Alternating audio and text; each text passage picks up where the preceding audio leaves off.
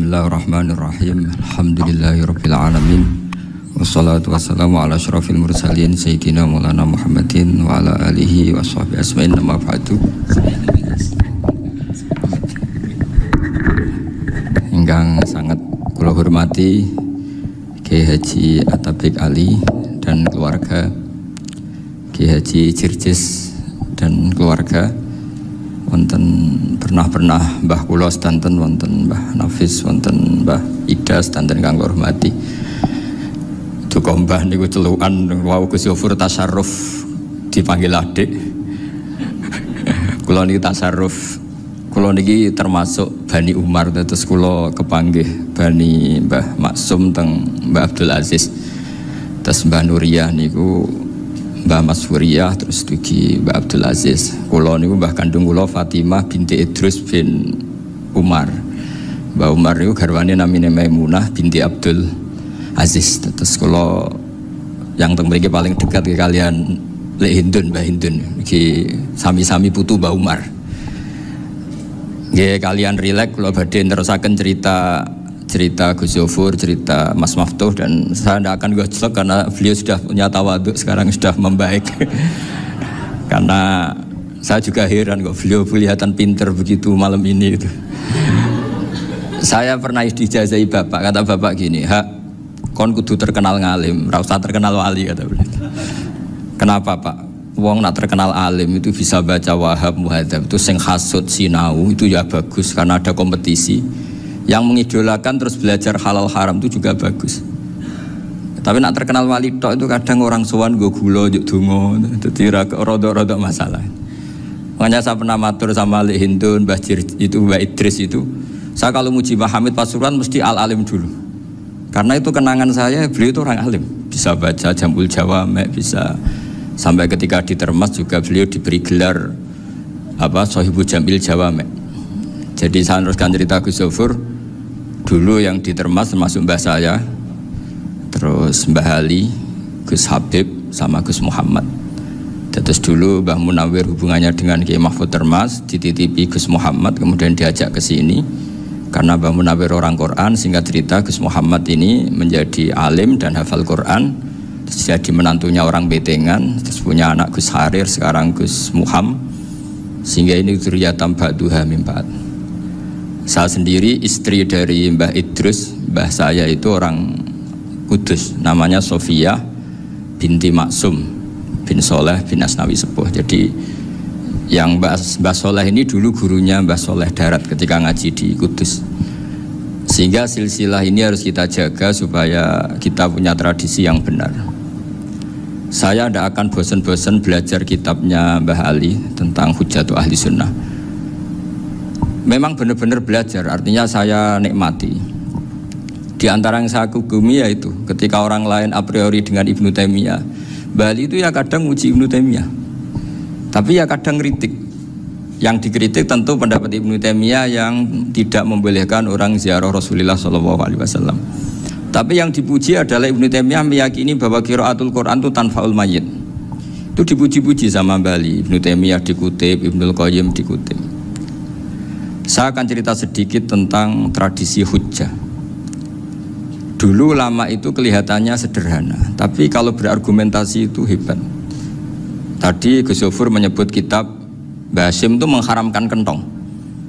Beliau masyhur itu punya kitab namanya Al-Jasus an Tahrimin Nakus. Intinya kentong itu haram. Secara dalil ini meyakinkan sekali, karena ketika Rasulullah rembukan sama sahabat, kita dengan apa memaklumatkan orang kalau waktu sholat masuk? Ada sahabat yang usul pakai kentong, dzakalin nasoro itu Nasrani. Ya pakai buk itu semacam trompet besar, dzakalil Yahud. Kemudian ada yang usul kalau gitu api ya Rasulullah, dzakalil Majus. Sehingga dari hadis itu Mbah Hasyim berpikir kentong itu haram. Tapi Mbah Fakih Mas Kumambang itu mengkritik Mbah Hasyim dengan ngarang kitab Hazurru'us an Tahrimin Nakus. Jadi beliau ngomentari kitab itu sambil geleng-geleng kepala. Kitab kok keliru nganti ngono itu. Jadi cara pikirannya siapa Ki Fakih. Kentong di Indonesia itu kanggo wedhus dicolong gitu.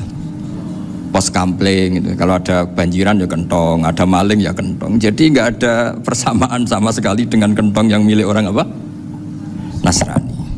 Sehingga di pondok saya itu ada kentong tapi jelek sekali. Karena itu satu-satunya cara supaya beda dengan kentong yang di gereja. Kalau elek kan mirip kentong di pos kampling. Itu ya agak-agak ilmiah sedikit. Dulu ceritanya Gus Zofur itu saya teruskan. Itu singkat cerita, itu kalau yang di kejadian di Termas itu Mbah Dimyati sudah nyuruh semua kentong disembunyikan karena mau ada Mbah Hashim. Cerita itu mukarror di Kiai Fakih sama di Kiai Dimyati Termas. Setelah kentong dikumpulkan semua, Mbah Hashim datang, seneng, ngiranya Syekh Dimyati ini sependapat dengan beliau, yaitu sama-sama nggak ada kentong. Tapi setelah itu ada santri yang matur, Mbah Dim pun beres kentong pun kulo delikno sedanten. Itu di depan Mbah Hashim. Jadi GR-nya Mbah Hashim bahwa Mbah Dim itu sependapat akhirnya hilang. Ternyata ini akal-akalan toh gitu. Karena santrinya matur, Mbah Dim pun beres sedanten kentong beduk sudah disembut singkirkan. Itu di depan Mbah Hashim. Saking lugunya santri, nah saking ikhlasnya agak ngerti mahalus syahid ini adalah Mbah Hashim. Saya mau meneruskan cerita Gus Zofur. Dulu, ini cerita dulu. Dulu Mbah Mun ngaji di Lirboyo, tapi Kiai Makhrus ngaji sama Kiai Khalil Harun. Kiai Khalil Harun itu adik juga sekaligus muridnya Mbah Umar Harun. Mbah Umar Harun itu generasi kedua setelah Mbah Ghazali. Beliau menantunya Mbah Ghazali, tapi ya sudah ponaan. Sehingga tradisi ini penting karena saya berkali-kali bilang di mana-mana. Status orang tua dan mbah itu adalah terserah anak cucunya. Bukan terserah mbahnya, tapi terserah anak cucunya. Saya tidak akan bosan mengingatkan ini. Saya pernah di makamnya Nabi Yakub, itu ya dikemuli bendera Israel. Di makamnya Nabi Dawud. Nabi Ibrahim juga dekat sinagog. Sehingga Quran membela Nabi Ibrahim disebut maka anak Ibrahimu Yahudi wala Nasraniya. Karena ketika beliau berposisi di Israel, kemudian penguasanya adalah Yahudi, bisa saja makam ini ditulisi dan distatuskan ala Yahudi. Ya seperti Nabi Yakub. Nabi Yakub itu nabi yang kita yakin tentu berkeyakinan beliau orang baik, orang Muslim, orang mukmin. Tapi karena di desain mereka ya dikemuli bendera Israel dan disebut Abul Yahud. Karena kita tahu nama lain dari anaknya Nabi Yakub adalah Yahuda bin Yakub bin Ishak bin Ibrahim.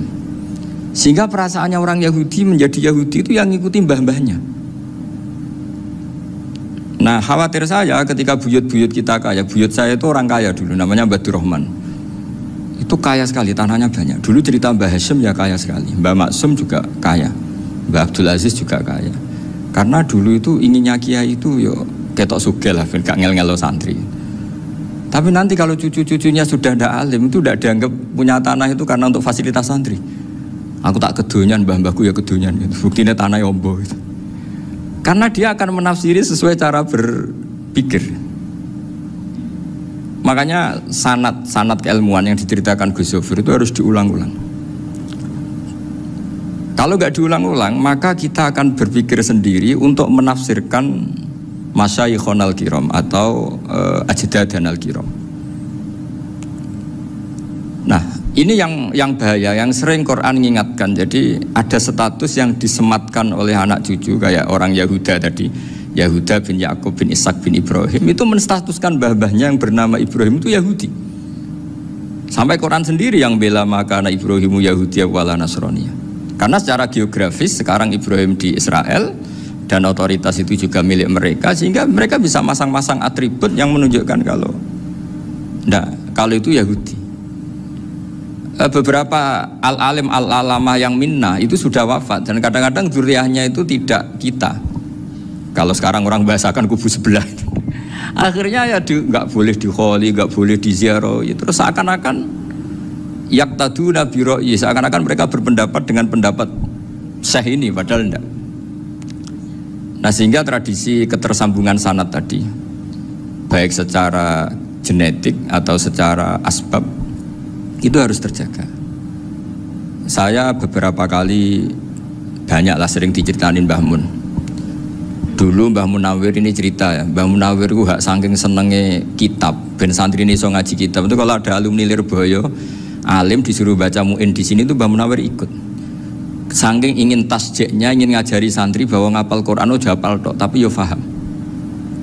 Dan penggalinya Mbah Munawir itu sampai klimaknya dulu Mbah Zaini itu nate nikah sama Nyai Komariah kalau nggak salah, binti Karim, binti Manap. Punya putra Gus Habib, Gus Toha yang diantara putrinya dinikahi Gus Rosin ini. Terus akhirnya kesampaian juga ketika Mbah Munawir punya mantu alim alama namanya Mbah Ali Maksum, angsal Nyai Hasyimah. Sampai pondok Kramcak ma'ruf bil ilmi, terutama ilmu sorof dulu karena Mbah Maksum itu komplain, fa'ala ya fulu kok terus fa'alan ya, fa'ala ya fulu ya uful gitu kan, masuk fi'il kok jejer isim gitu. Jadi dulu kata Mbah Mun itu ada persaingan ilmu sorof, sorofnya Mbah Maksum Ali Kuaron sama Mbah Ali Maksum Jogja. Jadi wali antok, yang satu Maksum Ali Kuaron, yang satu Ali Maksum. Ya itu dulu saingan ngarang sorof. Nah ini yang menang siapa? Ya terserah duriahnya. Kalau duriahnya keren ya menang karena terserah yang kampanye. Saya bayangkan adekan Mbah Zubair tidak punya anak sealim Mbah Mun, mungkin kalau Mbah Zubair juga tidak sewow kalau punya putra Mbah Mun, karena saya berkali-kali bilang kalau dalam syair Arab itu kama takarroma, kadang dilafatkan kama tasyarrofa bi Muhammadin adnanu. Orang berpikir Adnan itu siapa? Itu karena ada Nabi Muhammad SAW. Orang mencari-cari Mbah Mun itu mencari Mbah Zubair karena ada Mbah Mun. Orang mencari Mbah Dahlan karena ada Mbah Zubair. Wong kok alime ngono iku bapake sapa? Wong kok alime ngono iku putune sapa? Tapi kalau kita ini sudah ndak alim, ini orang sudah nggak tertarik nyari-nyari leluhurnya karena dianggap selesai. Jadi yang dengan tanda kutip yang menghabisi mbah-mbahnya itu ya mesti cucunya itu. Ini mau ngamuk, mau peringatan, tapi ini juga peringatan pada diri saya sendiri. Jadi sehingga zuriyah ini penting. Kenapa para nabi mesti donga zuriyatan thayyibah? Kenapa selalu berpikir tentang zuriyah? Wa ja'alaha kalimatam baqiyatan fi aqibi. Karena zuriyah ini yang nanti bisa menstatuskan leluhurnya. Seperti tadi cerita Mas Maftuh, ini tak puji betul, saya hari ini tidak ingin gojlok supaya kewalian saya tidak tergerus oleh kedoliman. Saya pernah diceritain Gus Zofur, juga sering baca buku tentang Mbah Maksum. Dulu Mbah Maksum kalau wasiat kembali ya gitu, kamu harus NU dan harus mempertahankan NU, tapi tidak dengan cara membenci Muhammadiyah. Dulu Mbah Mun juga sering cerita, dulu Mbah Hashim itu ngaji Syekh Mahfud. Nah Mbah Ahmad Dahlan dulu namanya Darwis, sering ngaji sama Syekh Khotib Minangkabau. Zaman itu Syekh Khotib sudah modern, sudah ikut gerakan Abdu, gerakan Almanar. Sehingga bawaannya Mbah Ahmad Dahlan ini agak agresif. Yang Mbah Hashim karena hanya mulazim di Syekh Mahfud, hanya sesekali ngaji Syekh Khotib, beliau lebih seperti itu. Dan dua beliau ini sama-sama pernah ngaji Mbah Soleh Darat di Semarang, Mbah Hashim sama Mbah Ahmad Dahlan yang dulu namanya Darwis. Jadi ini masih min minuskatin wahidah mimam bain wahid. Sehingga kita tidak kaget ketika Mbah Ali Maksum mengomentari Muhammadiyah itu masih ahli sunnah wal jamaah. Makanya nanti terakhir saya baca kitabnya Mbah Ali dan sering saya pelajari. Andai kan kita ini sepakat dengan ilmu, ya kita tahulah kalau Abu Hanifah itu tidak kunut, Imam Syafi'i kunut, berarti kunut itu mazhabnya Abu Hanifah, bukan mazhabnya Mbah Ahmad Dahlan. Apa tidak kunut itu mazhabnya Abu Hanifah, bukan mazhabnya Mbah Ahmad Dahlan. Kita kunut itu mazhabnya Imam Syafi'i, bukan mazhabnya Mbah Hashim. Ini semuanya masih dalam bingkai ilmu. Adzan qobla subhi juga riwayatnya jelas. Tidak adzan ya sudah, perilaku kita sudah jelas. Dulu Mbah Mun sering didik kita gitu. Saya sering dengar cerita kalau dulu Pak Arif Fakhruddin begitu hormat sama Mbah Ali, apalagi zuriyahnya Mbah Azhar Basir. Nah beliau dulu ngaji di Termas. Dulu itu nggak ada masalah karena semuanya dianalisis pakai ilmu. Tapi sekarang pakai identitas, yang kunut tuh NU, yang nggak kunut Muhammadiyah. Berarti Abu Hanifah itu Muhammadiyah, Imam Syafi'i itu NU. Berarti Imam Syafi'i itu ya anak buahnya Ki Miftahul Ahyar kira-kira gitu kan. Nah, kan anak buahnya Pak Said Akil. Kan terus jadi repot. Dulu kita ini pengagum ilmu, bukan pengagum perbedaan. Sehingga di sini yang saya kagum dari sekian ceritanya Mbah Ali Maksum, supaya kitab ini to the point, supaya nggak lama-lama karena waktunya juga. Nanti kalau kemalaman ini kena semprit ini sudah. Ini diantara yang diceritakan Bali itu unik. Imam Syafi'i itu sering tawassul, sering wasilah sama siapa itu? Abu Hanifah. Ini sudah tak petakan, saya baca yang sensitif lah. So yang ini ya. Ziyad al-Babus Samin, terus sebentar ini yang bab tawassul.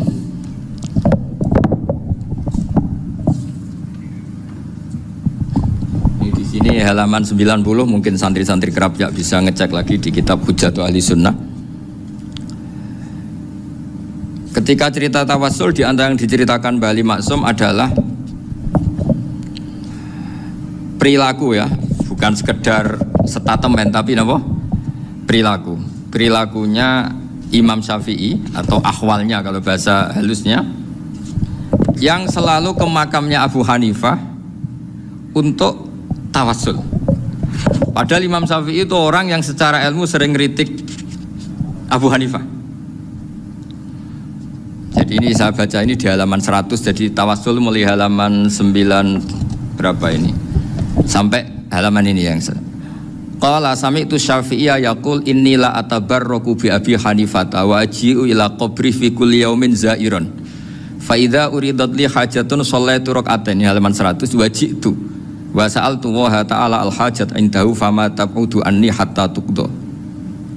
Kanal Imam Syafi'i ayyama huwa bi Baghdad yatawassalu bil Imam Abi Hanifah yaji'u ila dorihi fayusallimu alaihi wa yatawassalu ila Allah bihi fi qada'i hajati. Terus wa yatawassalu Imam Ahmad bi Imam Syafi'i. Jadi di antara yang diceritakan Mbah Ali Maksum itu betapa Imam Syafi'i yang terkenal sering mengkritik Abu Hanifah dalam tatanan fikih karena beliau tidak percaya ada istihsan. Abu Hanifah berpendapat adanya istihsan, dan kita tahu lah ikhtilafu Syafi'i wa Abu Hanifah itu besar sekali. Tapi beliau itu tahu Abu Hanifah itu orang yang sangat soleh. Abu Hanifah itu kalau ketemu sama orang yang utang beliau itu yang lari bukan yang utang Abu Hanifah, karena takut orangnya itu izin. Jadi kalau ketemu yang utang di jalan itu yang sembunyi itu Abu Hanifah. Kenapa engkau sembunyi? Ada yang utang saya lewat, nanti orangnya malu. Jadi setingkat Robiah Adawiyah itu beliau di rumah ada maling itu sembunyi. Ditanya kenapa engkau sembunyi? Malu, gak ada yang dimaling. Malu sama malingnya karena serumah itu gak ada barang yang layak dicolong gitu. Itu Robiah dia sembunyi. Itu yang bisa niru itu Abu Hanifah. Jadi wali-wali besar ini ternyata saling menghormati dan saling tawassul. Nah saya berharap tawassul ini bukan sekedar perilaku sosial, tapi memang ada sanadnya. Sehingga terus diceritakan Bali di sini dulu istaqa Umar bil Abbas. Kata siapa tawassul harus dengan Rasulullah SAW? Dulu istaqa Umar bil Abbas. Sayyidina Umar itu tawassul istisqa dengan Sayyid Abbas. Padahal kita tahu Sayyid Abbas ini tidak nabi. Terus beliau cerita sampai Imam Syafi'i tawassul sama Abi Hanifah. Sehingga gak ada perdebatan, itu kan Umar. Kalau Umar kan ada jaminan boleh diikuti karena beliau sahabat. Bali cerita tentang Imam Syafi'i yang tawassul dengan Abu Hanifah. Seargumentatif itu. Maka saran saya kepada alumni Kerapjak, santri-santri Kerapjak, karena saya hanya berani ngomong sama santri Kerapjak, sama mas saya ada berani kalah sepuh. Itu tradisi keilmuan itu harus dijaga dengan hujjah dan dengan tadwin, dengan pembukuan. Saya punya sekian cerita ya, misalnya dulu kita mungkin iskal itu janggal. Kenapa sih orang Islam tukaran sama orang Islam itu? Sehingga di antara doa Nabi yang enggak dikabulkan Allah, enggak boleh dikabulkan sama Allah, enggak boleh, bukan berarti enggak mustajab. Redaksinya famana aniha, memang enggak boleh. Redaksinya bukan falam yastajib lahu tapi famana aniha. Di Al-Marrah As-Salisa ini Nabi dilarang, yaitu melarang umat Islam itu jangan sampai tukaran sama umat Islam sendiri. Itu kata Allah, ya tidak bisa kata Allah, kalau itu tidak saya kabulkan. Itu dulu guru-guru kita nyontohkan sederhana.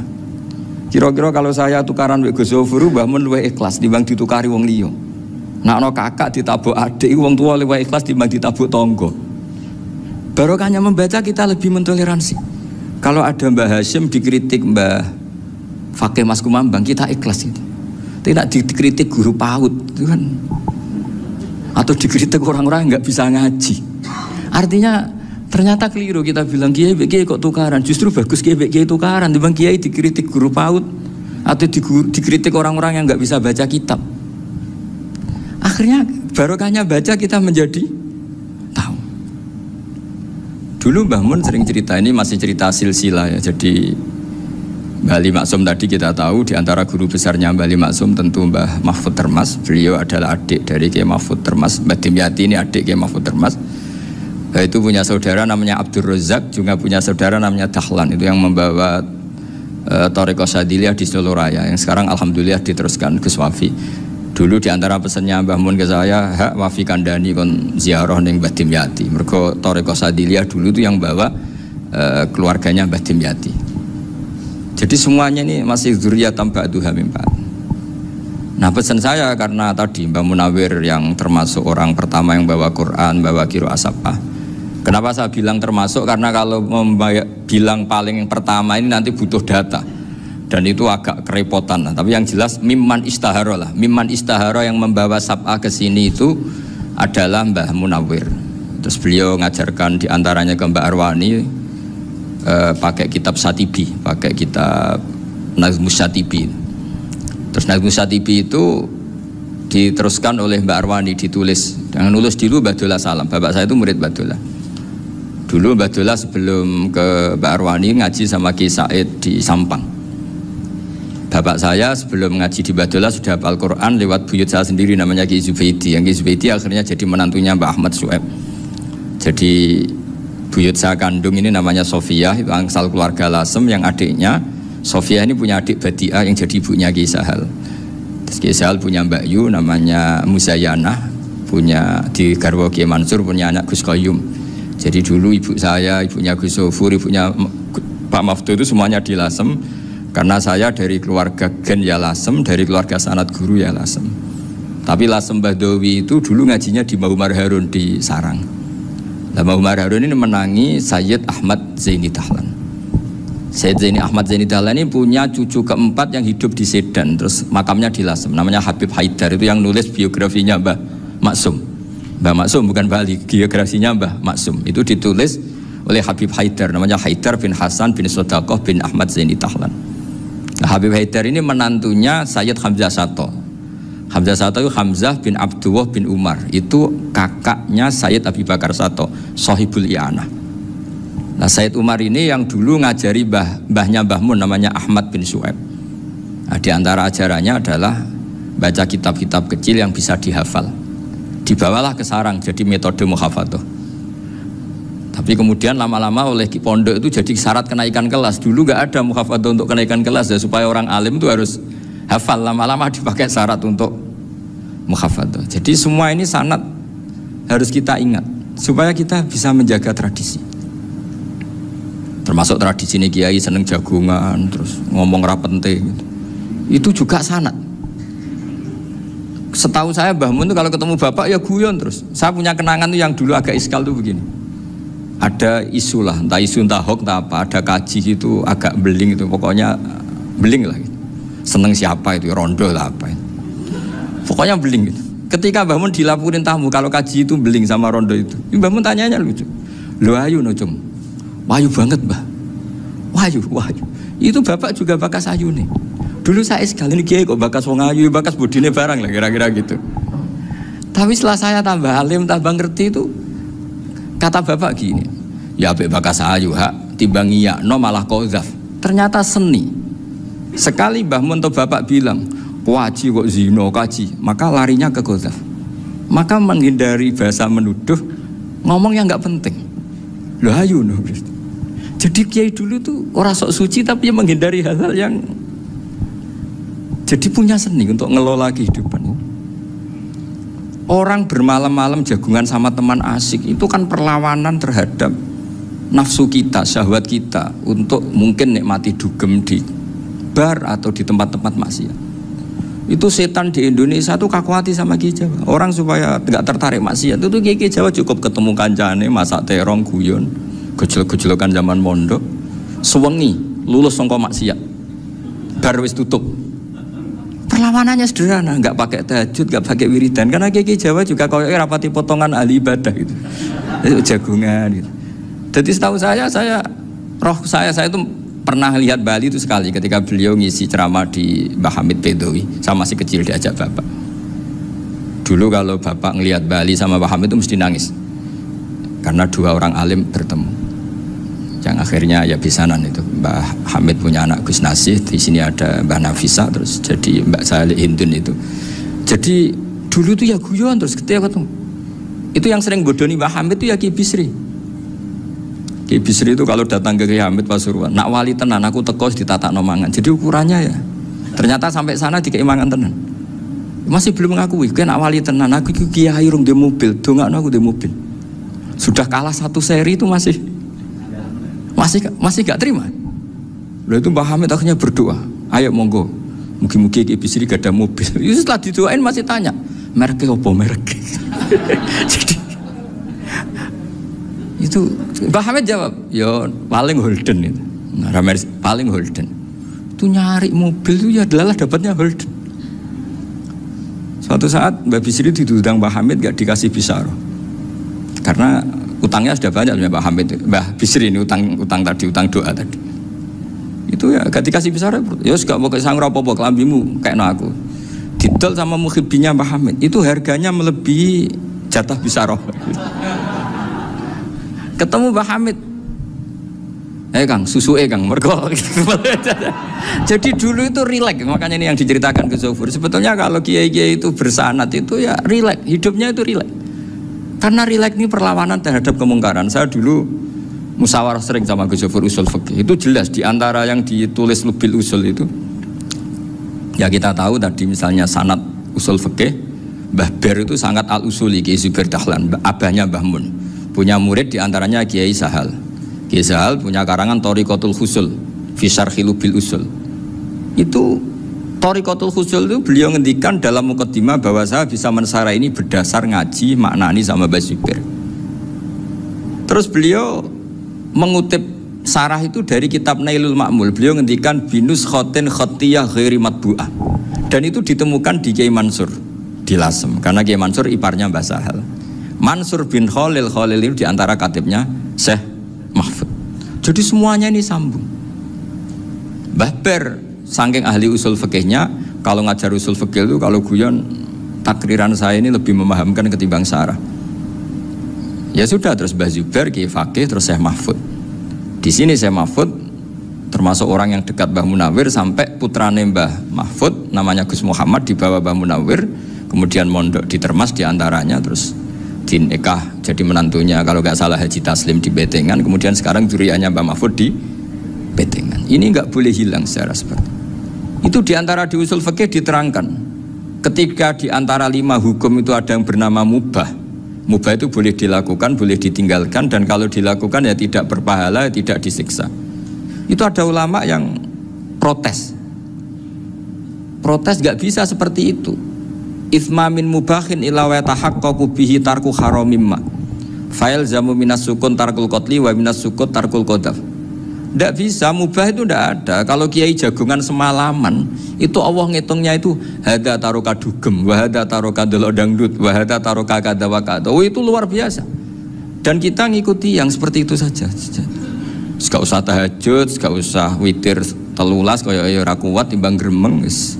Sewengi jagungan, setan ngenteni kita tergoda maksiat, ternyata maksiatnya sampai tutup, kiainya masih apa? Jagungan. Jadi jagungan saja ada ilmunya bahwa itu perlawanan terhadap tarkul ma'asi. Sehingga bagaimana Anda katakan mubah ini mubah, toh gunanya adalah tarkul haram. Meskipun efek mubah juga bisa tarkul wajib, wae bojo blonjo turu. Ya kan, wae ngrumati ibuke turu. Itu halal wajib. Jadi mubah itu resikonya ya bisa tarkul wajib, bisa tarkul haram. Sehingga kalau sanad ini terjaga secara baik, secara kultur, saya sering juga sakuan sama Gus Zofur itu mesti tak niati gitu. Jagungan wong alim kuwi ibadah, dan menikmati ibadah adalah dabul auliya wa dabul ulama. Kata Imam Ghazali, pada akhirnya waqud buhadatin al istilzat bil mubahat. Kata Imam Ghazali, pada akhirnya qutbu hadatin, madaru hadatin, pokok dari agama ini adalah melawan kemaksiatan dengan kita menikmati al-istidzat bimubah. Kita menikmati sesuatu yang dibolehkan Allah Subhanahu wa taala. Dan seperti ini itu bisa qasmu dhuhri syaitan, bisa menghancurkan punggungnya setan.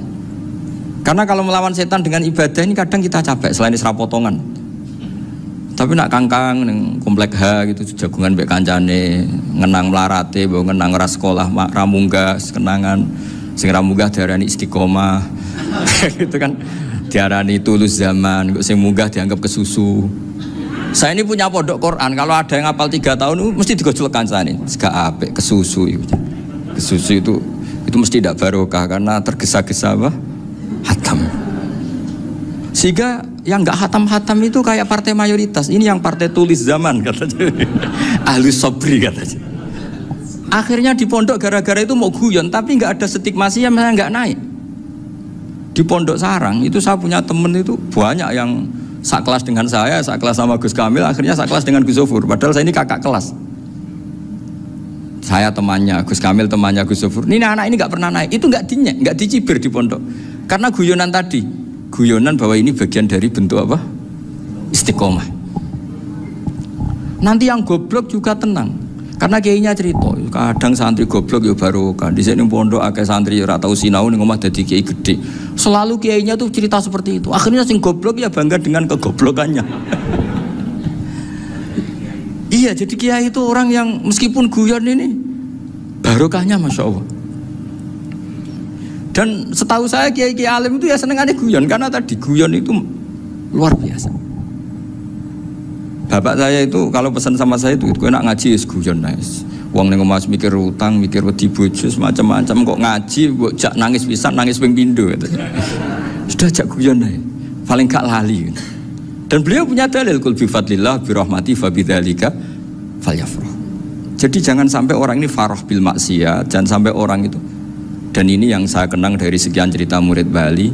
Mbah Ali Maksum ya senangane guyon. Gejol-gejolkan mbek santri guyon. Ini saya maklumatkan ke semua santri beliau bahwa ini bukan sekedar guyon, tapi al-istildad bil mubahat. Ini adalah perlawanan terhadap setan karena banyak orang bisa senang tuh kalau nunggu maksiat. Ini bisa senang dengan sesuatu yang tidak maksiat. Itu kayak apa hebatnya?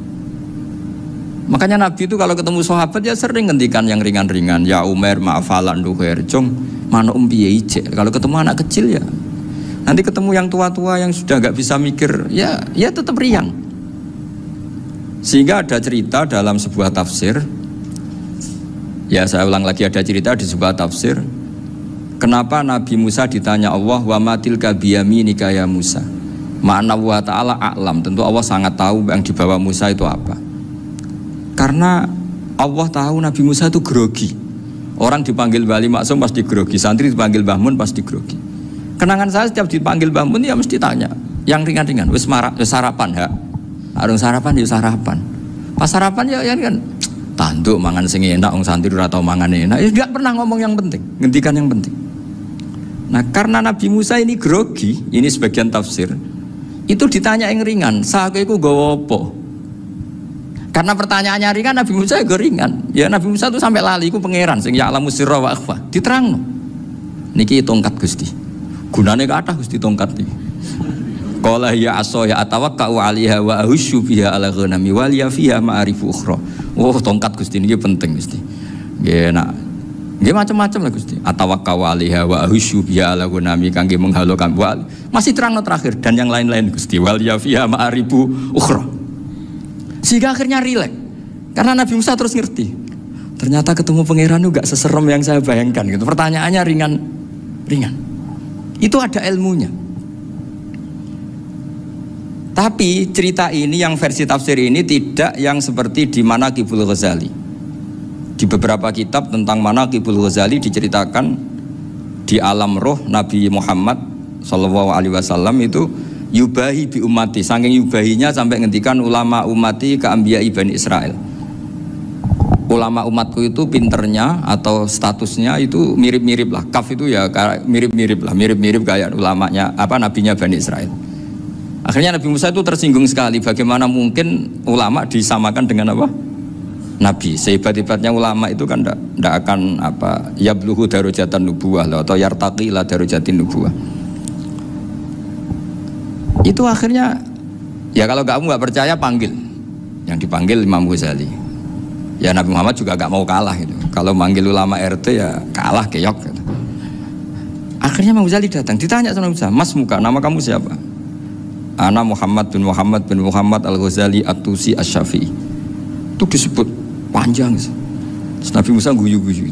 "Kamu ulama kok ngomong yang gak penting, ditanya namanya kok penjelasannya sepanjang itu." Dianggap itu satu kesalahan. Masa tanyanya nama kok ditanya Jawabnya Muhammad bin Muhammad Al-Ghazali At-Tusi Asy-Syafi'i, kepanjangan itu. Ketika Nabi Musa agak mencibir, agak gimana itu, terus Imam Ghazali, kalau ini masalah, lebih masalah jenengan. Apa itu? Yang tanya jenengan tuh Allah ya'lamu sirra wa akhfa, dan Allah hanya tanya wa ma tilka biyaminika ya Musa. Harusnya jenengan jawab asoya titik, bukan kepanjangan. Atawakkau 'alaiha wa syubha itu kepanjangan. Allah tanya yang di bawah kamu itu apa? Yang di tangan kamu. Harusnya jawabnya hanya asoya. Tapi kenapa penjelasannya sepanjang itu? Sampai terakhir waliya fiha ma'aribu ukhra. Terus pinter tenan kayak gitu. Terus ada Nabi Musa terus bilang, ya pinter tenan aja gitu. Padahal kita tidak pernah GR seperti itu, kan kebetulan Imam Ghazali gitu. Kalau yang lain mungkin ya keok lah kira-kira gitu.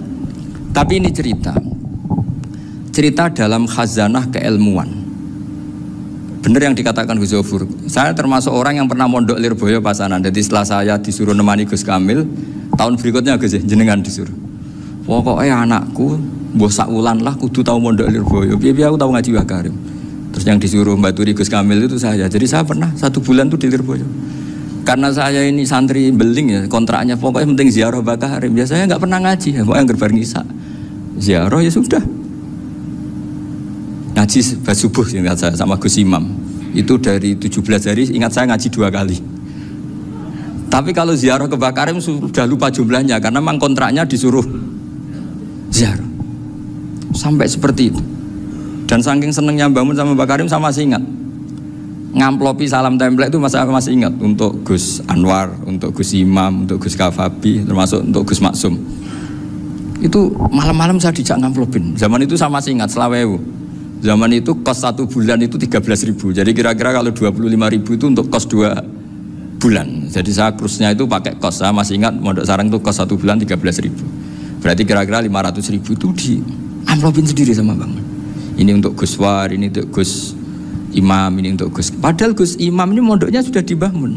Itu Mbah Mun hormatnya sampai untuk jatah salam template. Nah yang ribet kebalikannya, kita pulang Gus Imam karena melihat Gus Kamil ini putrane Mbah Mun, Gus Kamil disangoni. Saya juga disangoni karena Gus Imam dulu ngaji juga sama Pak D saya, sama keluarga saya. Itu kata Gus Kamil setelah keluar, mau kamu nih gue abal ya, boten berarti gue aku. Karena ini penting, ini kalau sampai dianggap tukar guling, ribet nih. Jadi ditakwil sendiri lah, mau kamu nih gue abal ya, boten yes berarti halal. Tapi sama Mbah Mun ya ditanyanya bukan apa, karena untuk meneruskan tradisi bahwa kalau kiai ketemu itu ya saling memberi hadiah, saling itu sudah faqaddimu baina yadayna najwakum apa sedekah. Sehingga ketika Krapyak ini punya Bali Maksum alim allamah, kemudian melahirkan murid-murid yang juga ipar kayak Mbak Warsun bisa ngarang apa Kamus Al-Munawwir, Pak Bik juga punya karangan Kamus Al-Mu'asir. Saya itu punya semua. Karena ini adalah buah dari bahwa kita ini tidak kalah sama produk-produk yang di sana. Bahwa produk di kita ini sudah cukup untuk mengantarkan orang menjadi alim allamah. Dulu Mbak Zubair ke Mekah ya sudah alim allamah. Gus Zofur ke Al-Azhar sudah alim. Semua teman-teman kita ke Mekah itu sudah alim semua. Padahal produk mondoknya ya tadi mau digojlok kiai ini, terus mangkel be keamanan biasanya itu. Biasanya musuh besar pondok itu keamanan. Jadi ya bukan berarti gojlok ibunya Gus Maftuh, enggak. Biasanya keamanan tuh musuhnya apa? Banyak. Jadi cerita-cerita saya mohon sekali murid-murid Krapyak jangan hanya ngaji fikih. Kalau hanya ngaji fikih itu posisi Abu Hanifah itu seakan-akan nyuwun sewu orang yang sangat tidak ahli hadis. Karena beliau di situ kelihatan kalah sekali dengan Imam Syafi'i. Apalagi di perdebatannya Muhammad bin Hasan Asy-Syaibani dengan Imam Syafi'i itu kelihatan sekali betapa Abu Hanifah itu orang yang nyuwun sewu ditinggalkan dalam ilmu hadis. Sampai beliau hanya dapat gelar min ulama ahli ra'yi, termasuk ulama yang kuat logikanya. Juga harus baca kitab-kitab seperti ini. Ternyata di balik Imam Syafi'i mukhalif pada beliau di bab-bab fikih, perilakunya sangat hormat. Sampai beliau tuh kalau tawassul ke kuburannya Abu Hanifah. Dan beliau ngendikan an-nasu fil fiqhi iyalun ala Abu Hanifah. Semua orang yang ahli fikih itu masih anak buahnya Abu Hanifah. Saya berkali-kali cerita, mazhab Syafi'i itu alatut tadhir hanya 2, yaitu alma wa turab. Abu Hanifah nambahi wanar. Alasannya Abu Hanifah, orang mukmin yang dosanya banyak itu dibakar di neraka, dan alasannya Allah litadhirihim, untuk mensucikan mereka. Sehingga pikirannya Abu Hanifah, an-nar itu min alatit tadhir.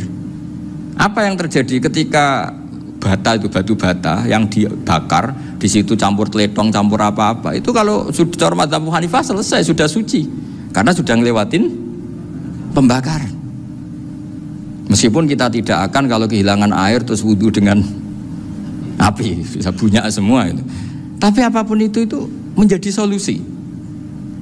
Sehingga saya punya kitab namanya Ikhtilafu Malik, Ikhtilafu Malik wa Abu Hanifah atau Ikhtilafu Syafi'i ma Abu Hanifah. Itu kelihatan sekali kalau Abu Hanifah itu nyuruh posisinya kalah. Karena yang ngarang orang-orang Syafi'i. Tapi kalau melihat kitab-kitab kewalian, misalnya di kitab Mizan Kubro ini juga sering disebut itu Mbak Ali Maksum tentang Imam Sa'roni. Berkali-kali beliau mengutip Mizan Kubro. Itu Abu Hanifah adalah orang yang sangat mukasyafah. Artinya ketika Nabi cerita air wudhu itu menjatuhkan dosa, tidak ada air wudhu yang jatuh ke kamu kecuali saat itu juga dosa kamu jatuh. Itu beliau datang ke Madharota Kufah. Kemudian beliau bilang sama si orang tua tadi, tub anizina. Orangnya terus bilang atubu minazina.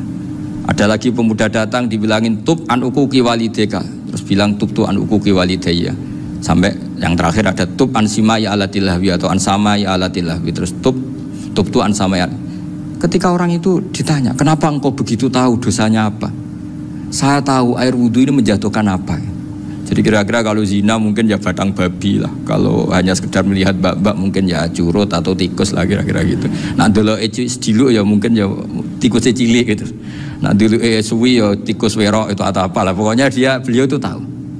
Tapi anehnya Abu Hanifah apa? Setelah itu dia nangis minta mukasafahnya ditutup. Ya Allah, saya ini mukasafah kok malah menjadi tahu sawatil mukmin. Padahal aturan syariat jenengan man satara musliman satarahu, bahwa enggak baik melihat jeleknya orang mukmin. Minta ditutup. Makanya saya ini bangga ada mukasafah. Makom yang kita sampai sekarang itu makom setelah Abu Hanifah mukasafah. Jadi Abu Hanifah repot-repot mukasafah, minta makomnya ditutup, tidak menjadi mukasafah. Dan alhamdulillah kita sudah tidak mukasafah sebelum minta ditutup. Jadi kita ini keren. Keren karena aturannya itu man satara musliman satara huwa, yang tidak tahu aibnya orang muslim maka Allah akan nutupi aibnya di akhirat. Dan kita alhamdulillah barokahnya tidak mukasafah, tidak ngerti aibnya orang mukmin. Jadi kita harus pakai patokan ilmu. Saya ulang lagi, kita harus pakai patokan. Makanya saya tahu betul ketika Kiai Hamid Pasuruan, beliau dulu ngaji Jamul Jame, ngaji Juman, Bali Maksum di sana sama Gus Habib, sama Gus Muhammad bin Mahfud, termasuk mbah saya kandung dulu Kiai Sidik, mbah saya yang itu juga ngaji di Termas. Bapak saya dulu Kiai Nur Salim ngaji di Buyut Baiti. Dulu itu kawin juga sederhana, kayak cerita Gus Zofur. Jadi bapak saya kandung itu Kiai Nur Salim itu ngaji di Mbah Baiti. Mbah Baiti itu adik kandungnya buyutnya saya dari ibu. Nah Mbah Baiti itu teman akrabnya mbah saya namanya Kiai Nur Sam, Mbah Nur Sam.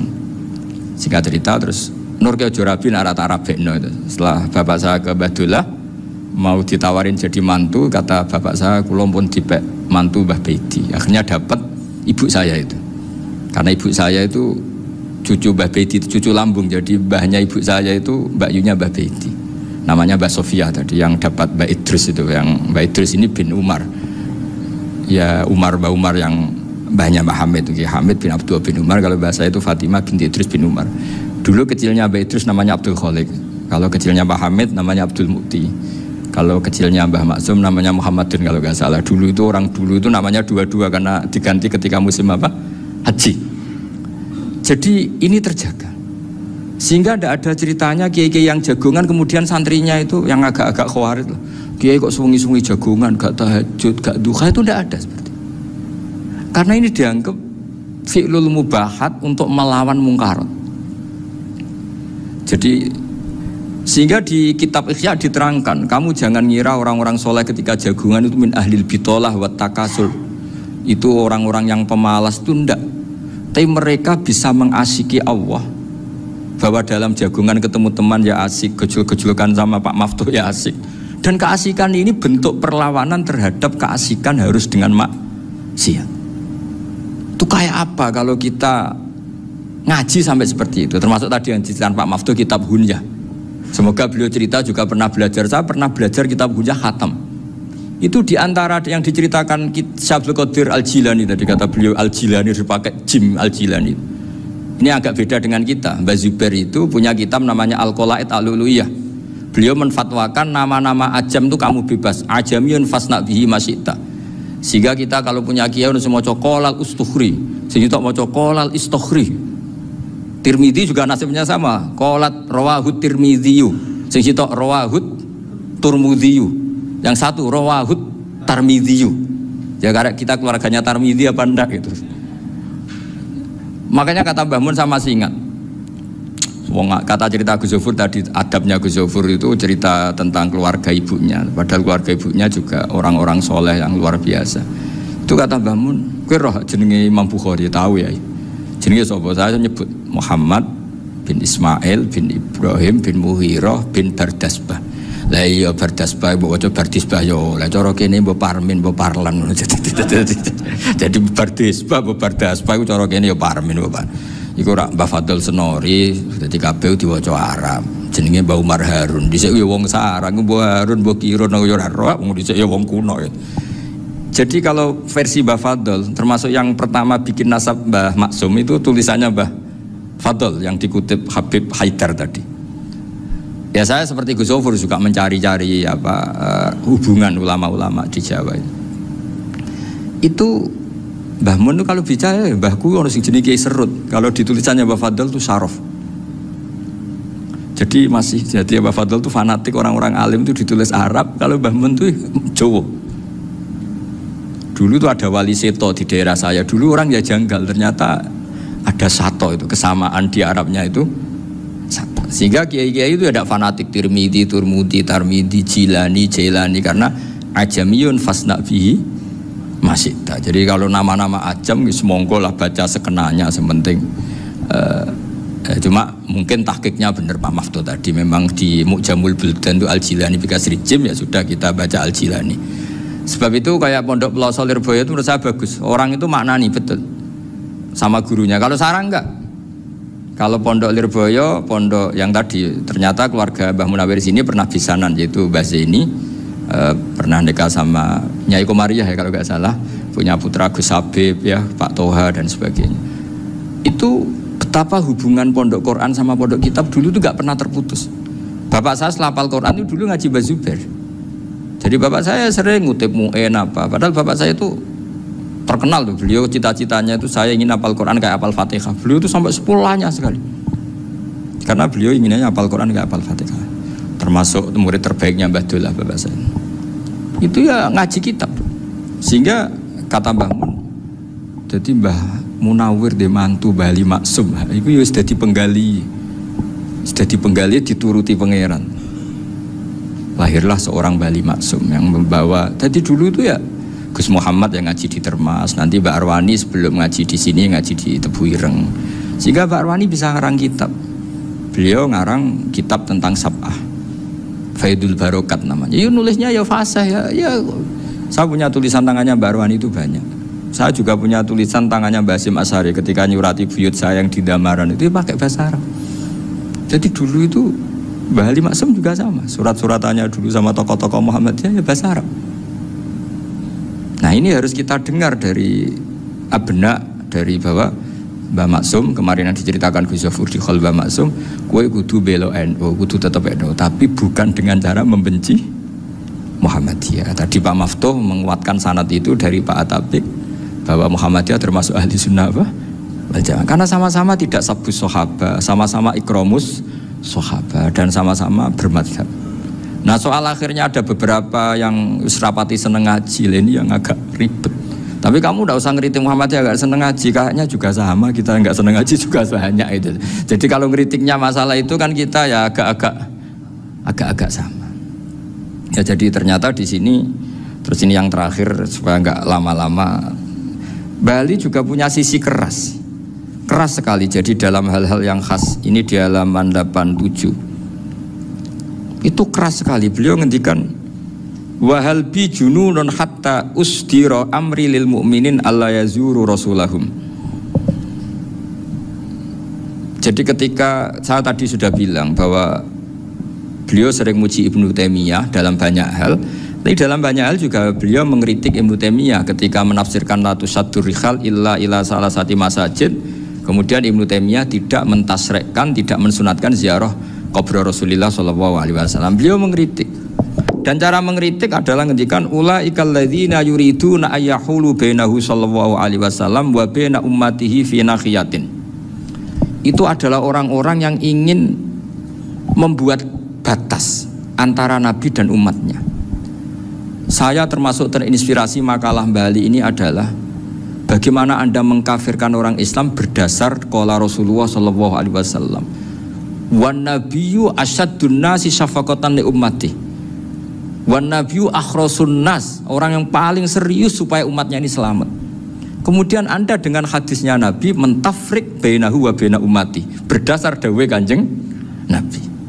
Itu cek mentalahan nih. Makanya saya itu nggak pernah keras di bab ini. Misalnya nyuruh saya ada santri sarang yang nakal.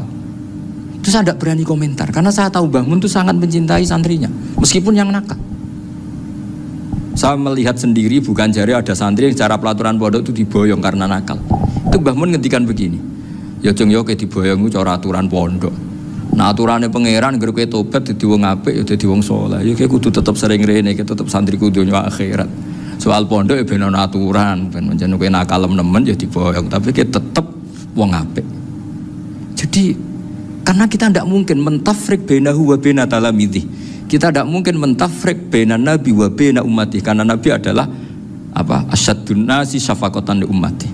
Sampai saking sayangnya Nabi itu ngendikan syafaati li ahlil kabair min ummati. Lho koyo apa baiknya Nabi? Ora melok nakal, ora melok maksiat, tapi melok nanggung swargane. Iku waktu gali sampean wis kowe utang gak apa-apa, bangkrut gak apa-apa, sing nyaur bapak. Gua sampean ngono top tenan. Anake yo ngawur tenan maksudnya itu, tapi top tenan. Lah Nabi ku umate sing dosa iku umate, Nabi sing nyuwun sewu, cara Jawane sing kangelan nyafaati. Karena Nabi gak boleh dipisahkan dengan umatnya. Makanya kata Bali Maksum, ulaikal ladzina yuriduna ayyahulu bainan nabi wa baina ummati. Itu mereka adalah orang yang ingin memisahkan Nabi dengan umatnya.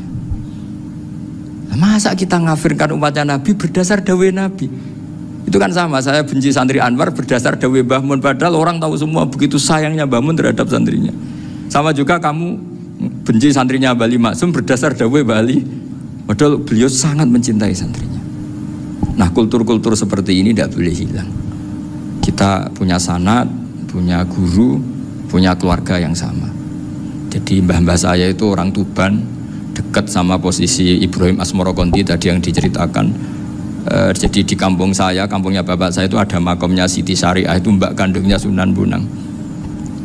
Dan bapak dulu sering ngajarin ziarah saya ke Mbak Asyari. Mbak Asyari itu bin Jumadil Kubro, berarti Mbak Asyari itu saudaranya Mbak Ibrahim Asmorokonti, gurunya Sunan Bonang. Jadi Sunan Bonang ke Tuban tuh karena disuruh ngaji sama Mbak Asyari, Mudin Asyari itu yang di Bejagung itu. Jadi ini semua sanatnya itu jelas, aturannya jelas. Kan Sunan Bonang bin Ampel bin Ibrahim Asmorokonti bin Jumadil Kubro lah, yang Mbak Asyari ini adiknya Ibrahim Asmorokonti, makomnya di Bejagung di Tuban. Dulu Sunan Bonang sebelum ngaji kemana-mana ngaji di Bejagung itu di Mbak Asyari itu. Terus kemudian Sunan Bonang hidup di Lasem, di Pasujudan di Lasem. Makanya Lasem banyak orang alim karena ya dulu Sunan Bonang itu diantara aktivitasnya itu di Pasujudan di Lasem itu. Wafatnya kila di Bonang, kemudian mau dibawa orang Madura ke Madura, terus diambil Mbak Asyari. Pernah mbahnya karena Muammar Mbak Asyari terus dimakamkan di Bonang. Jadi cara berpikir Mbah Ali ini menginspirasi saya. Kita tidak boleh mengkafirkan umatnya Nabi berdasar dawuh Nabi. Karena apa? Itu yang tidak diinginkan Nabi. Nabi itu inginnya yang di luar itu masuk, bukan yang sudah di dalam dikeluarkan. Itu kata beliau, ulaikal ladzina yuriduna ayyahulu bainan nabi wa baina ummati. Orang-orang yang tidak mentasrek ziarah pada Nabi adalah orang-orang yang ingin memisahkan Nabi dengan. Dan begitu kias berikutnya, orang-orang yang sidik-sidik muni ini kafir, ini sudah enggak benar, ini la yurja khairuhu, itu orang-orang yang memisahkan. Dan lucunya berdasar dawuh Nabi. Makanya semua kalau sampai ngaji Mizan Kubro, ini kitab yang sering dikutip Bali Maksum, ketika Nabi ngintikan laisa minna man ghasyana, Laisa minna man latamal hudud wa syaqqal juyub bada'a bid'awal jahiliyah. Laisa minna min tilkal khoslah. Semua ulama mentafsiri laisa minna fi tilkal khoslah, bahwa dalam hal itu Islam tidak bertanggung jawab. Masa menipu berdasar dibolehkan Islam kan tidak mungkin. Semua perilaku yang salah disebut Nabi laisa minna fi tilkal khoslah, bukan laisa minna fayakunu huwa kafirun. Tidak ada satu ulama yang mengatakan laisa minna berarti orang ini kalau menipu sudah kafir. Ketika dosa, ya sak dunya kafir kabeh. Siapa enggak pernah menipu? Sekedar pernah. Siapa enggak sering menipu bahkan? Hobi kadang ya rezekinya dari nipu. Lah itu kalau betul maknanya laisa minna terus kafir, semua orang di dunia kafir. Karena siapa sih yang selain Nabi yang enggak, selain Nabi kan enggak mungkin apa? Maksum. Belum lagi menurut teori usul fikih ada nipu yang wajib. Ya kan, misalnya kita orang baik ketemu orang dolim yang memburu perempuan mau diperkosa terus bersembunyi yang kita tahu, kita wajib nipu apa wajib jujur? Ketika orang dolim tanya, perempuan tadi kemana? Wajib nipu apa wajib jujur? Wajib nipu, karena kalau kita jujur berarti memberi peluang orang dolim menemukan buruannya. Jadi betapa alimnya. Dan ketika kitab Mizan Sa'roni dipakai Bali, dipakai Mbah Mun, saya pernah ngaji Mbah Mun, terus kita tahu maknanya laisa minna fi tilkal khoslah. Sehingga kita tidak mengatakan laisa minna dengan terjemahan letterlek tidak termasuk umatku. Kita tidak akan menambahi fa tafriq fayakunu kafiran, tidak akan selamanya. Karena maknanya laisa minna fi tilkal khoslah. Kenapa kita selalu begitu? Karena enggak mungkin kita memisahkan umatnya Nabi dengan Kanjeng Nabi berdasar dawuh Kanjeng Nabi. Karena Nabi adalah berstatus bil mukminina raufur rahim. Ya terus ini mohon maaf sekali ini yang saya bisa, tapi saya mohon kajian kitab Ahli Sunnah saat tadi sudah matur Gus Afif, Gus Picon supaya kitab ini ditakriri lah, supaya lebih dan yang nargi harus santrinya, jangan bebankan saya. Ini santri yang pernah mulai sama-sama. Biasanya kalau orang NU pesantren terus ana wong usul jenengan mawon. Jenenge lempar-lemparan, itu kata bapak saya, tawadhu keliru aja. Tawadhu itu aslinya wong ra tanggung jawab, ben ketok Islami bebo tawadhu aja. Jadi tawadhu itu orang yang sebetulnya agak punya tanggung, ben kesane Islami pura-pura tawadhu. Jadi, tapi saya mohon lah, ini kitab ini bagus sekali. Di antara yang saya senang adalah beliau cerita kalau Imam Syafi'i sering tawassul sama Abi Hanifah. Padahal kalau kita ngaji di kitab-kitab fikih, Abu Hanifah itu kayak tersangka lah. Di bab ilmu apa? Hadis. Sampai biasa kan di kitab Minhajut Thalibin, walaysa li Abi Hanifah hadisun sahihun. Jadi habis cerita madzhab Malik, madzhab Syafi'i, terus walaysa li Abi Hanifah madzhabun apa hadisun. Wah, kasihan ini. Tapi kalau kamu ngaji Mizan Kubro, Abu Hanifah ini dapat posisi. Karena mesti Mizan Kubro ngendikan farojal amru ila martabatayil mizan. Kemudian dua mazhab ini sama-sama benar, tinggal kamu milih yang musyaddid apa yang mukhaffif. Misal dosis tinggi apa dosis ringan, monggo. Dan itu bapak saya itu kalau pesan sama saya itu enak ngaji wis guyon nice. Wong ning omah mikir utang, mikir wedi bojo macam-macam, kok ngaji kok jak nangis pisan, nangis ping pindho gitu. Sudah jak guyon ae. Paling gak lali. Dan beliau punya dalil kul bi fadlillah bi rahmati fa bidzalika falyafrah. Jadi jangan sampai orang ini farah bil maksiyat, jangan sampai orang itu. Dan ini yang saya kenang dari sekian cerita murid Bali. Mbah Ali Maksum ya senangane guyon. Gejol-gejolkan mbek santri guyon. Ini saya maklumatkan ke semua santri beliau bahwa ini bukan sekedar guyon, tapi al-istildad bil mubahat. Ini adalah perlawanan terhadap setan, karena banyak orang bisa senang tuh kalau nunggu maksiat. Ini bisa senang dengan sesuatu yang tidak maksiat. Itu kayak apa hebatnya?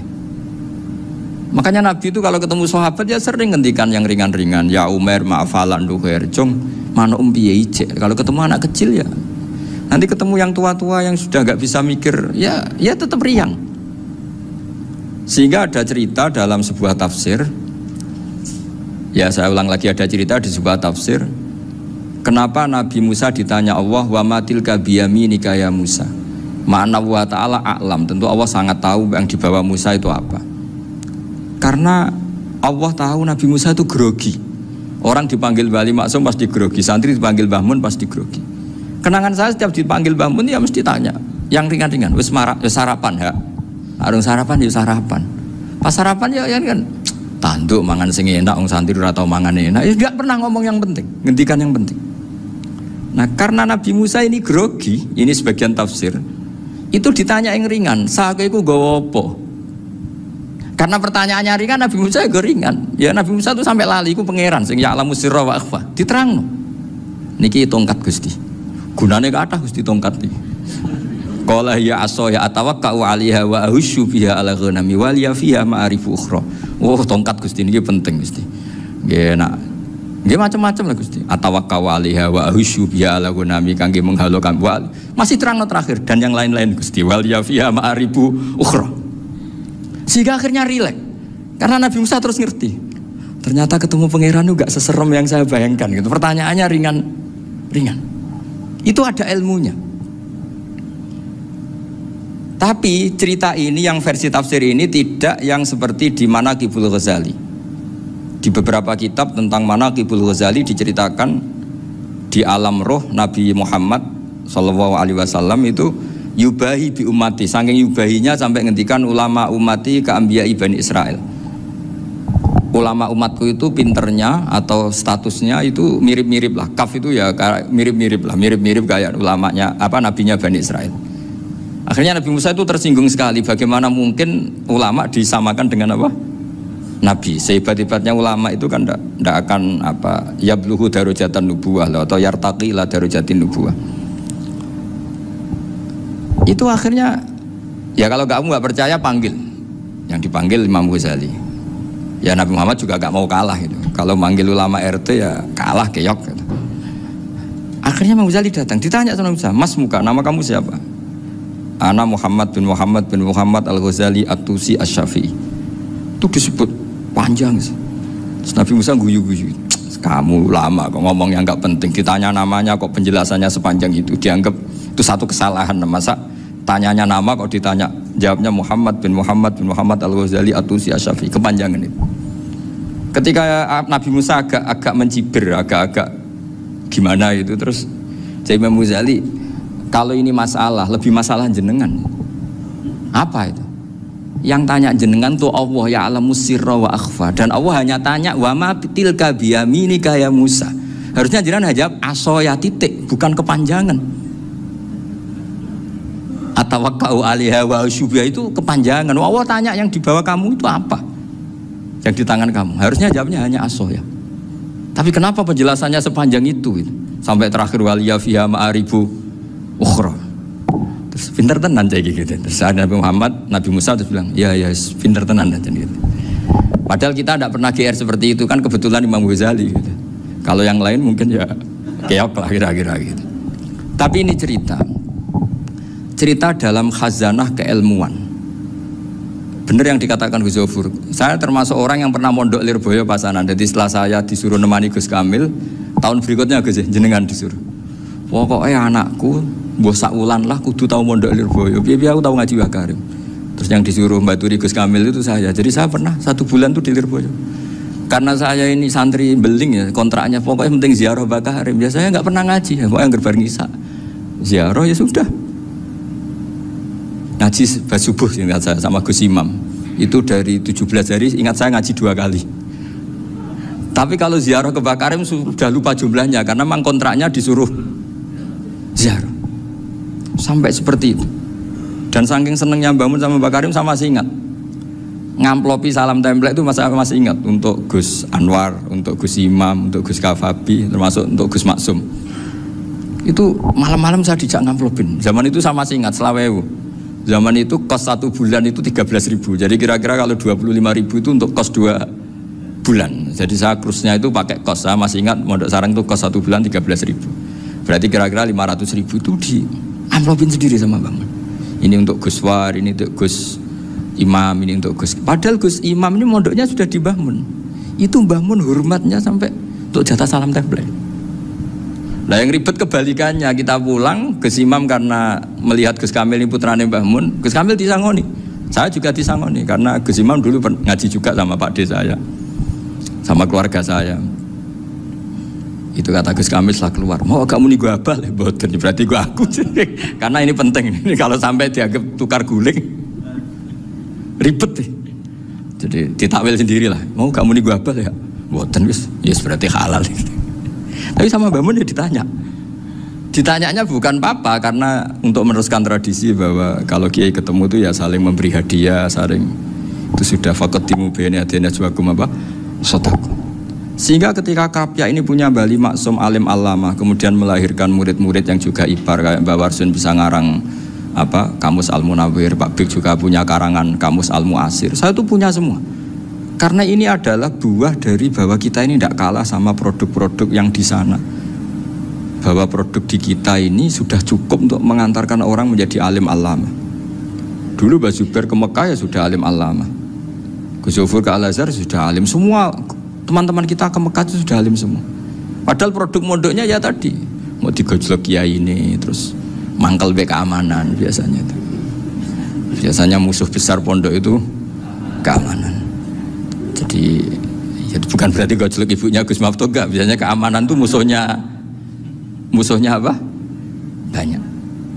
Jadi cerita-cerita saya mohon sekali murid-murid Krapyak jangan hanya ngaji fikih. Kalau hanya ngaji fikih itu posisi Abu Hanifah itu seakan-akan nyun sewu orang yang sangat tidak ahli hadis. Karena beliau di situ kelihatan kalah sekali dengan Imam Syafi'i.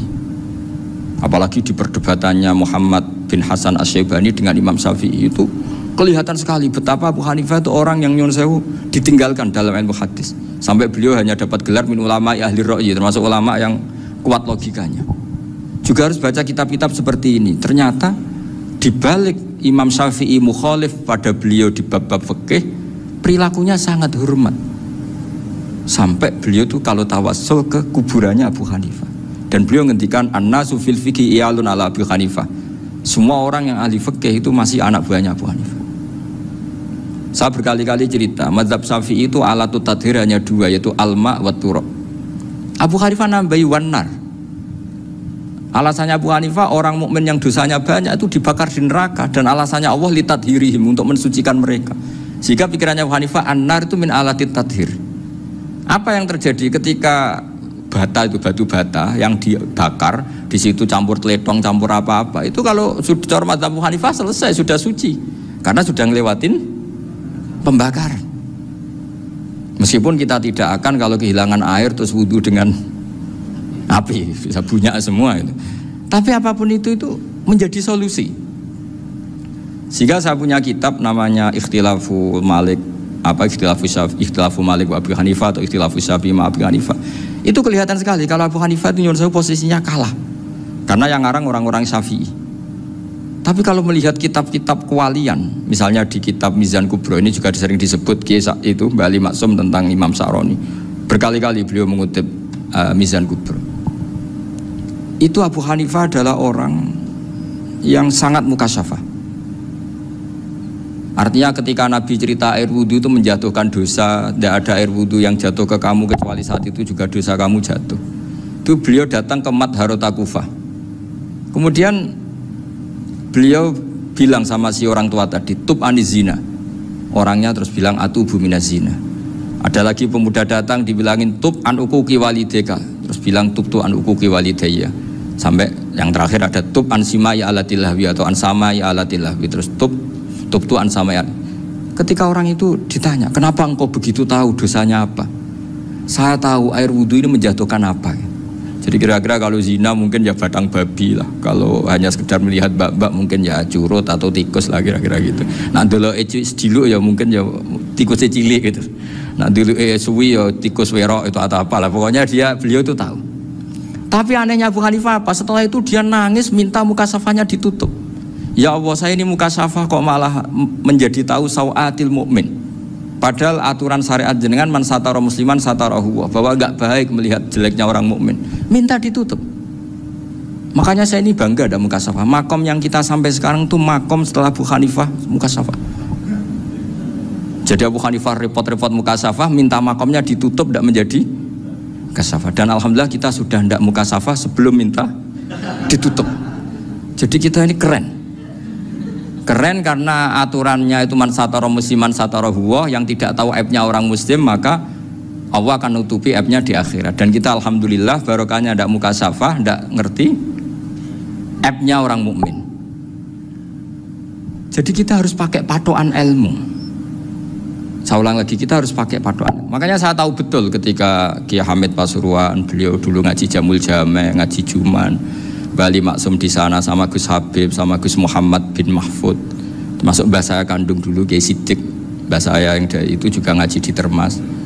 Bapak saya dulu Kiai Nur Salim ngaji di Buyut Baiti. Dulu itu kawin juga sederhana, kayak cerita Gus Zofur. Jadi bapak saya kandung itu Kiai Nur Salim itu ngaji di Mbah Baiti. Mbah Baiti itu adik kandungnya buyutnya saya dari ibu. Nah, Mbah Baiti itu teman akrabnya mbah saya namanya Kiai Nur Sam, Mbah Nur Sam.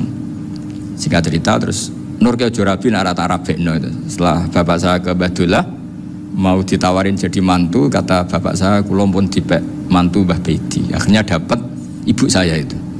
Karena ibu saya itu cucu Mbah Baiti, cucu lambung, jadi mbahnya ibu saya itu Mbak Yunya Mbah Baiti. Namanya Mbak Sofia tadi yang dapat Mbak Idris itu, yang Mbak Idris ini bin Umar. Ya Mbak Umar yang mbahnya Mbak Hamid itu, Hamid bin Abdul bin Umar. Kalau bahasa itu Fatimah binti Idris bin Umar. Dulu kecilnya Mbak Idris namanya Abdul Khalik. Kalau kecilnya Mbak Hamid namanya Abdul Mukti. Kalau kecilnya Mbah Maksum namanya Muhammadun kalau nggak salah. Dulu itu orang dulu itu namanya dua-dua karena diganti ketika musim apa? Haji. Jadi ini terjaga. Sehingga tidak ada ceritanya kiai-kiai yang jagongan kemudian santrinya itu yang agak-agak khawarit loh.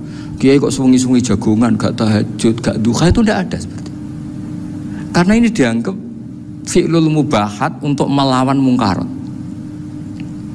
Jadi sehingga di kitab Ikhya diterangkan, kamu jangan ngira orang-orang soleh ketika jagungan itu min ahlil bitolah wa takasul.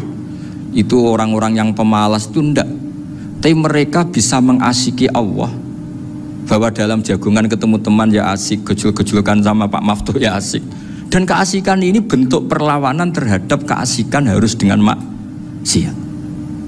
Itu kayak apa kalau kita ngaji sampai seperti itu? Termasuk tadi yang diceritakan Pak Maftuh kitab Hunyah.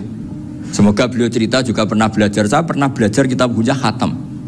Itu diantara yang diceritakan Syabdul Qadir Al-Jilani tadi, kata beliau Al-Jilani dipakai Jim Al-Jilani. Ini agak beda dengan kita. Mbah Zubair itu punya kitab namanya Al-Qolaid Al-Uluyah. Beliau menfatwakan nama-nama ajam itu kamu bebas. Ajamiyun fasna bihi masyita. Sehingga kita kalau punya kiai harus mau qolal ustukhri, sehingga mau qolal istukhri. Tirmidzi juga nasibnya sama. Qolat rawahut Tirmidzi, sing sitok rawahut Turmudzi. Yang satu rawahut Tarmidzi. Ya karena kita keluarganya Tarmidzi apa enggak gitu. Makanya kata Mbah Mun sama masih ingat. Kata cerita Gus Zofur tadi, adabnya Gus Zofur itu cerita tentang keluarga ibunya. Padahal keluarga ibunya juga orang-orang soleh yang luar biasa. Itu kata Mbah Mun, kowe roh jenenge Imam Bukhari tahu ya. Jenenge sapa? Saya nyebut Muhammad bin Ismail bin Ibrahim bin Mughirah bin Bardasbah. Lah iya Bardasbah mbok waca Bardisbah yo. Lah cara kene mbok Parmin mbok Parlan. Jadi Bardisbah mbok Bardasbah iku cara kene yo Parmin mbok. Iku rak Mbah Fadl Senori, dadi kabeh diwaca Arab. Jenenge Mbah Umar Harun. Dhisik yo wong Sarang, Mbah Harun mbok kira nang yo ora roh, dhisik yo wong kuno ya. Jadi kalau versi Mbah Fadl, termasuk yang pertama bikin nasab Mbah Maksum itu tulisannya Mbah Fadl yang dikutip Habib Haidar tadi. Ya saya seperti Gus Zofur juga mencari-cari hubungan ulama-ulama di Jawa itu. Mbah Mun itu kalau bicara mbahku orang sing jenenge Kiai Serut. Kalau ditulisannya Mbah Fadl itu Syaraf. Jadi Mbah Fadl itu fanatik orang-orang alim itu ditulis Arab. Kalau Mbah Mun itu Jawa.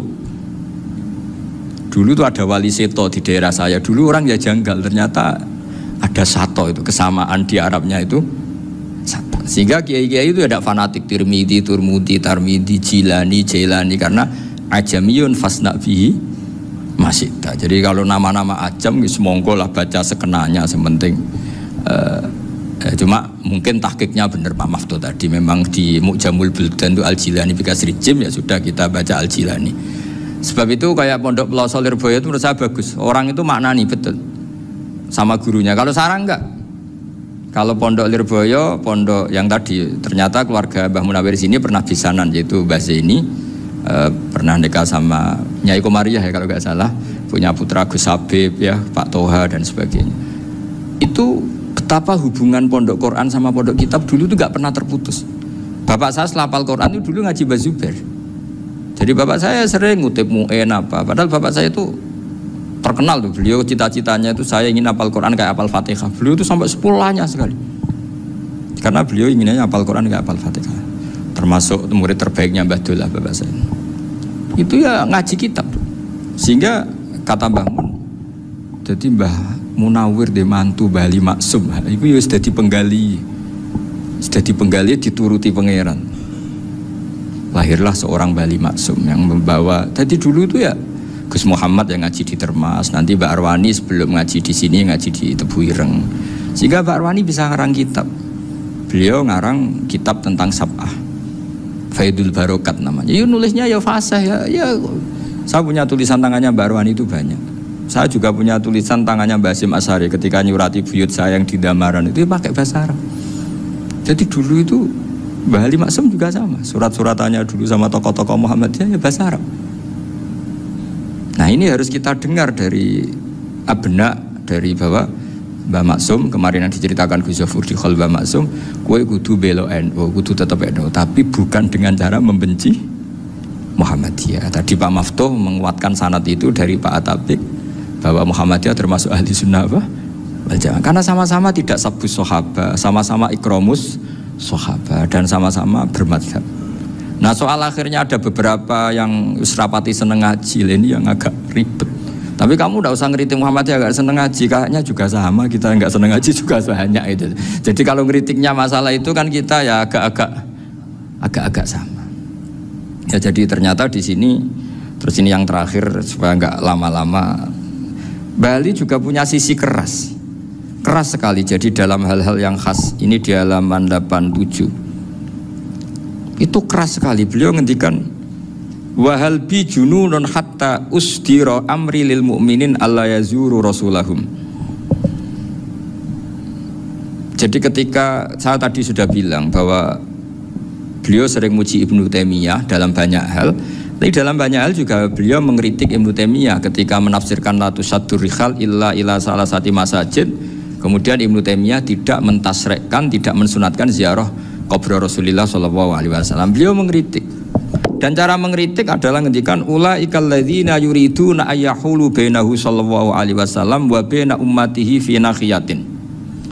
Itu adalah orang-orang yang ingin membuat batas antara Nabi dan umatnya. Saya termasuk terinspirasi makalah Bali ini adalah bagaimana Anda mengkafirkan orang Islam berdasar qala Rasulullah sallallahu alaihi wasallam. Wan nabiyyu asyaddun nasi syafaqatan li ummati. Wan nabiyyu akhrasun nas, orang yang paling serius supaya umatnya ini selamat. Kemudian Anda dengan hadisnya Nabi mentafrik bainahu wa baina ummati berdasar dawuh Kanjeng Nabi. Itu cek mentalahan nih. Makanya saya itu enggak pernah keras di bab ini. Misalnya nyuruh saya ada santri sarang yang nakal. Itu saya tidak berani komentar karena saya tahu Mbah Mun itu sangat mencintai santrinya meskipun yang nakal. Saya melihat sendiri bukan jari ada santri yang cara pelaturan pondok itu diboyong karena nakal. Itu Mbah Mun ngendikan begini. Ya jeng yo ke diboyong itu cara aturan pondok. Nah aturannya pangeran ngger kowe tobat dadi wong apik ya dadi wong saleh. Ya kowe kudu tetep sering rene, kowe tetep santri kudu dunya akhirat. Soal pondok ya ben ana aturan, ben menjen kowe nakal nemen ya diboyong, tapi kowe tetep wong apik. Jadi karena kita tidak mungkin mentafrik bainahu wa baina talamidhi. Kita tidak mungkin mentafrik baina nabi wa baina ummati karena nabi adalah apa? Asyaddun nasi syafaqatan li ummati. Sampai saking sayangnya nabi itu ngendikan syafaati li ahlil kabair min ummati. Lho koyo apa baiknya nabi? Ora melok nakal, ora melok maksiat, tapi melok nanggung swargane. Iku waktu gali sampean wis kowe utang gak apa-apa, bangkrut gak apa-apa, sing nyaur bapak. Gua sampean ngono top tenan. Anaknya yang ngawur tenan maksudnya itu, tapi stop tenan. Lah nabi ku umate sing dosa iku umate, nabi sing nyuwun sewu cara Jawane sing kangelan nyafaati. Karena nabi gak boleh dipisahkan dengan umatnya. Makanya kata Bali Maksum ulaikal ladzina yuriduna ayyahulu bainan nabi wa baina ummati. Itu mereka adalah orang yang ingin memisahkan nabi dengan umatnya. Nah, masa kita ngafirkan umatnya nabi berdasar dawuh nabi? Itu kan sama, saya benci santri Anwar berdasar dawuh Mbah Mun, padahal orang tahu semua begitu sayangnya Mbah Mun terhadap santrinya. Sama juga kamu benci santrinya Bali Maksum berdasar dawuh Bali Padahal beliau sangat mencintai santrinya. Nah, kultur-kultur seperti ini tidak boleh hilang. Kita punya sanad, punya guru, punya keluarga yang sama. Jadi mbah-mbah saya itu orang Tuban, dekat sama posisi Ibrahim Asmorokonti tadi yang diceritakan. Jadi di kampung saya, kampungnya bapak saya itu ada makomnya Siti Syariah, itu mbak kandungnya Sunan Bonang. Dan bapak dulu sering ngajarin ziarah saya ke Mbak Asari. Mbak Asari itu bin Jumadil Kubro, berarti Mbak Asari itu saudaranya Mbak Ibrahim Asmorokonti, gurunya Sunan Bonang. Jadi Sunan Bonang ke Tuban tuh karena disuruh ngaji sama Mbak Asari, Mudin Asari itu yang di Bejagung itu. Jadi ini semua sanatnya itu jelas, aturannya jelas. Kan Sunan Bonang bin Ampel bin Ibrahim Asmorokonti bin Jumadil Kubro. Lah yang Mbak Asari ini adiknya Ibrahim Asmorokonti, makomnya di Bejagung di Tuban. Dulu Sunan Bonang sebelum ngaji kemana-mana ngaji di Bejagung itu di Mbak Asari itu. Terus kemudian Sunan Bonang hidup di Lasem, di Pasujudan di Lasem. Makanya Lasem banyak orang alim karena ya dulu Sunan Bonang itu di antara aktivitasnya itu di Pasujudan di Lasem itu. Wafatnya kila di Bonang, kemudian mau dibawa orang Madura ke Madura, terus diambil Mbak Asari, pernah mbahnya karena Muammar Mbak Asari, terus dimakamkan di Bonang. Jadi cara berpikir Mbah Ali ini menginspirasi saya. Kita tidak boleh mengkafirkan umatnya Nabi berdasar dawai Nabi.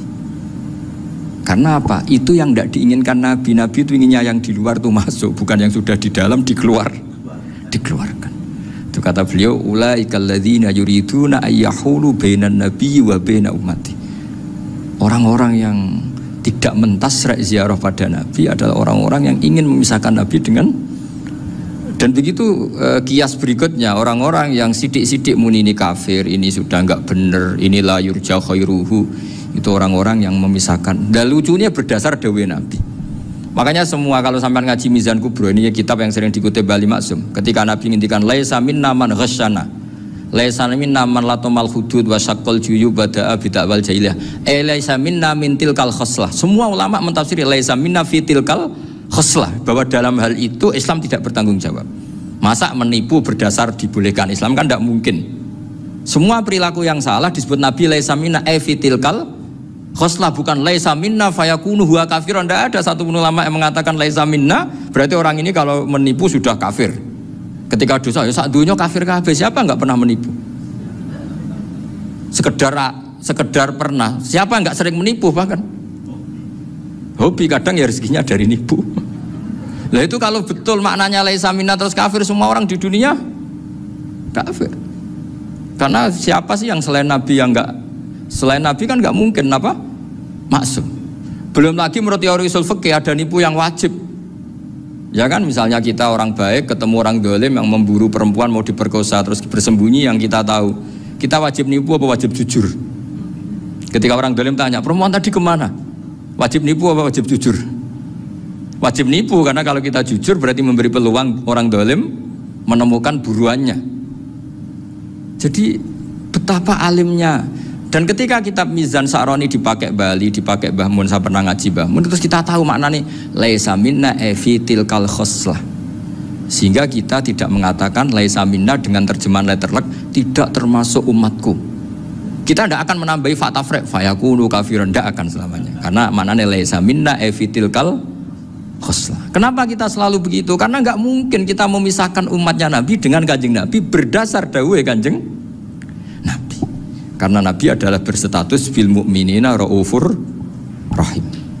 Ya, terus ini mohon maaf sekali ini yang saya bisa, tapi saya mohon kajian kitab Ahli Sunnah saat tadi sudah matur Gus Afif, Gus Picon supaya kitab ini ditakriri lah, supaya apa ya, lebih apa ya, dan yang nargi harus santrinya, jangan bebankan saya. Ini santri yang pernah mulai sama-sama. Biasanya kalau orang NU pesantren terus orang ngusul jenengan mawon. Senengnya lempar-lemparan, itu kata bapak saya, tawadhu keliru aja. Tawadhu itu aslinya wong ra tanggung jawab. Ben ketok Islami bebo tawadhu aja. Jadi tawadhu itu orang yang sebetulnya agak punya tanggung. Ben kesane Islami pura-pura tawadhu. Jadi, tapi saya mohon lah, ini kitab ini bagus sekali. Di antara yang saya senang adalah beliau cerita kalau Imam Syafi'i sering tawassul sama Abi Hanifah. Padahal kalau kita ngaji di kitab-kitab fikih, Abu Hanifah itu kayak tersangka lah. Di bab ilmu apa? Hadis. Sampai biasa kan di kitab Minhajut Thalibin, walaysa li Abi Hanifah hadisun sahihun.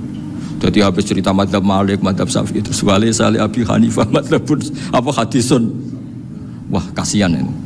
Tapi kalau kamu ngaji Mizan Kubro, Abu Hanifah ini dapat posisi karena mesti Mizan Kubro ngendikan farojal amru ila martabatayil mizan. Kemudian dua madzhab ini sama-sama benar, tinggal kamu milih yang musyaddid apa yang mukhaffif. Milih dosis tinggi apa dosis ringan, monggo. Dan itu saya ulang lagi, kitab-kitab yang sering dibaca Mbah Ali Maksum, kemudian Mbah Mun, guru-guru kita. Dengan demikian maka benar Gus Sofur tadi, kultur kita, tradisi kita tetap terjaga. Mohon maaf. Assalamualaikum warahmatullahi wabarakatuh.